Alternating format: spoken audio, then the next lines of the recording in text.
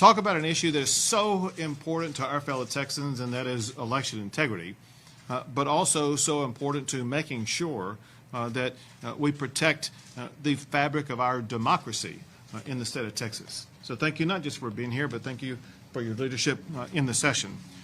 You know, there's really one thing that all of us can and should agree upon, and that is we must have trust and confidence in our elections. And that's not just me saying that. That is the United States Supreme Court that says that in opinions that is issued on voter fraud-based cases. The United States Supreme Court has been emphatic that we must have trust and confidence in elections, and one way to do that is to make sure that we reduce the potential for voter fraud in our elections. But the fact is, election fraud does occur. I know that in part because of my time as Attorney General in Texas, when I did make arrests and engage in prosecutions of people across the state for election fraud. The current Attorney General similarly has made arrests and prosecutions for voter fraud. But this isn't something that's partisan in nature, because even President Barack Obama engaged in prosecuting voter fraud in the state of Texas. When Barack Obama was president, he used his U.S. Attorney for the Southern District in Texas, as well as the FBI, to prosecute a voter fraud scheme in South Texas where cocaine was being used to pay voter harvesters. And so it doesn't matter what party you're in, it doesn't matter your party affiliation. What matters is our collective effort to agree and then to achieve the goal of ensuring that we promote integrity in the election process, and that achieves our goal of instilling trust and confidence in elections.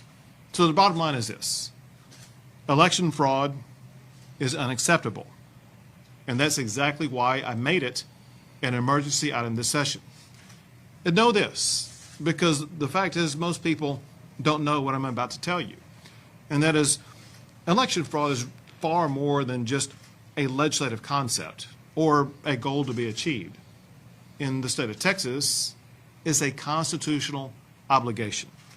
Texas Constitution, Article 6, Section 4 says this: in all elections by the people, the legislature shall make such regulations as may be necessary to detect and to punish fraud and preserve the purity of the ballot box. That is the mandate to these legislators, and that's exactly what they are seeking to achieve. Our objective is very simple, and that is to ensure that every eligible voter gets to vote.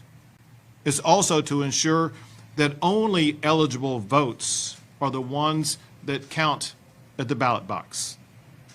The integrity of elections in 2020 were questioned right here in Harris County with the mail-in ballot application process.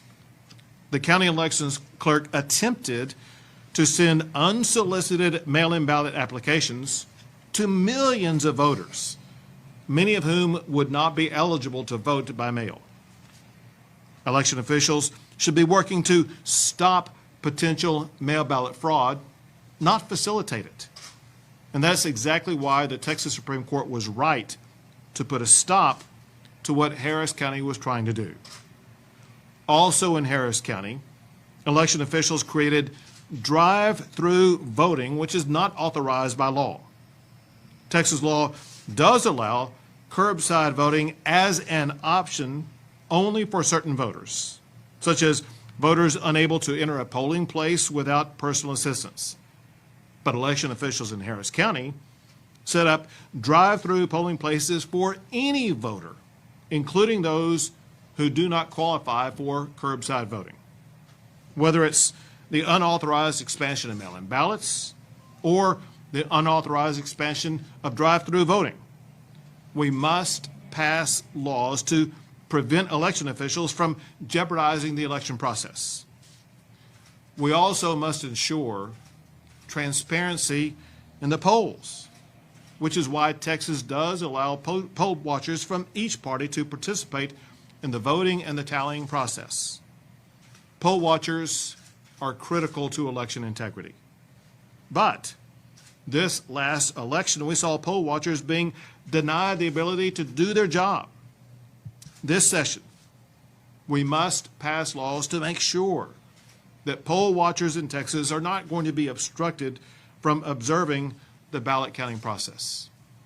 So once again, I do want to express my gratitude, but probably speaking for all Texans, the gratitude of everybody in the state of Texas, to Senator Bettencourt as well as Representative Cain for their efforts to step up and to provide robust legislation that they are working with the legislature as we speak to get through the Capitol and to get to my desk so I can sign it.